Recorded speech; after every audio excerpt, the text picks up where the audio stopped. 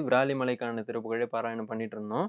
அங்க அவ்ளோ ஒரு கூட்டம் இருந்தது. அது வந்து ஒரு சஷ்டி நாளு. நாங்க காலையில போறோம். அவ்ளோ கூட்டம் இருந்துச்சு. அந்த மொத்த கூட்டத்தோட சத்தமும் அமைதியாயி, அவ்ளோ அழகா தரிசனம் பண்ணி, சுவாமி எல்லாரும் வெளியில வந்ததுக்கப்புறம் சொன்னாங்க, "மனசுக்கு ரொம்ப நிறைவா இருக்கு. இந்த மாரி ஒரு காலகட்டத்தில உங்கள மாரி பசங்கள பார்க்கறது ரொம்ப சந்தோஷம்னு" சொல்லி சொன்னாங்க. அதே மாரி மலை ஏறிட்டு இருக்கும்போது, காலையிலேருந்து நாங்க மயில் பார்க்கவே இல்ல. யூசுவலா முருகன் கோயில் ம். போறோம் அப்டின்னா, எங்களுக்கு வந்து மயில் தரிசனம் கிடைக்கணும். தரிசனம் கிடைச்சதுனா, ஏதோ சுவாமிய அவரே டைரக்ட்டா வந்த மாரி வந்துட்டாருன்ற மாரி இருக்குன்ட்டு. இருக்கும். அன்னைக்கு கிடைக்கவே இல்ல. ஒரு அப்பதான் பேசிட்டே ஏறுறோம். கரெக்ட்டா மேல போன உடனே மயில் அகவிட்டே வந்து மேல பறக்குது. அது வந்து அவரே வந்த மாரி ஒரு ஃபீல் இருந்துச்சு. இதே மாரி சின்ன சின்ன விஷயம் வி கெட் கனெக்டட். அது முருகர் பக்தர்களுக்கு நல்லாவே தெரியும். இந்த மயில் கத்துற சவுண்டு, இல்ல எங்கேயாவது வேல் பார்க்கிறதோ, இல்ல இந்த யாம் இருக்க பயமேன், சரவண பவ இதெல்லாம் பார்க்கும்பொழுது, அவரே நம்ம கூட ஏதோ ஒரு கஷ்டத்தோடயே நம்ம டிராவல் பண்ணிட்டுருப்போம். எல்லாருக்கும் கஷ்டம் இருக்க தான் செய்யுது.